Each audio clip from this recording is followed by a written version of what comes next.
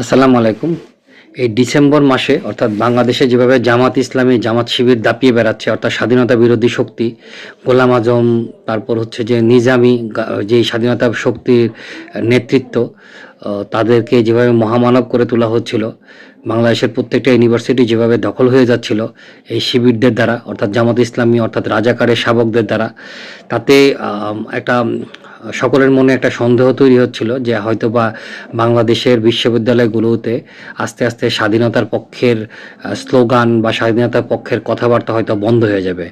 তবে এই ডিসেম্বর মাসে আমরা দেখতে পাচ্ছি ডাকসু ভবন ও 3 হলের প্রবেশপথে মাটিতে পাকিস্তানে ও ভারতের পতাকা। তার মানে ডাকসু অর্থাৎ ঢাকা ইউনিভার্সিটিতে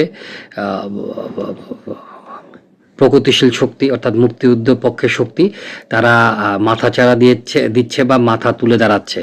তারপর আরেকটা জায়গায় লেখা দেখলাম যে রাজাকারের 2 গালে জুতা মারো তালে তালে, অর্থাৎ নিচে অর্থাৎ হেঁটে যাওয়ার সময় রাজাকারদের কে পদলিত করে সকলে হেঁটে যাবে।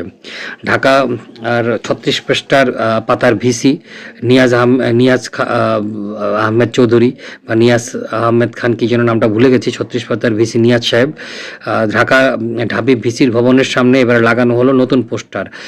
সেখানে লেখা আছে, রাজাকার আলবদর কিছুই রবে না রে, সব রাজাকার ভাইসা যাবে বঙ্গোপসাগরে। তার মানেটা হচ্ছে যে রাজাকার বিরোধী যে বাংলাদেশের মানুষের মধ্যে যে রাজাকার বিরোধী একটা চেতনা, সেটা আবারও দেখা যাচ্ছে রাজাকারদের উত্থানে, রাজাকারদের দাপটে, রাজাকারদের চলাফেরায়।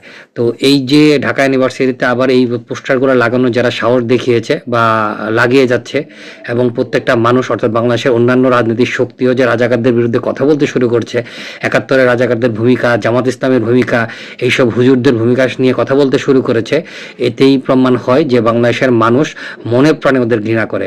আমরা আশা করব এই যে বিশ্ববিদ্যালয়গুলো দখল হয়ে গেছে প্রশাসনিক বা প্রশাসনের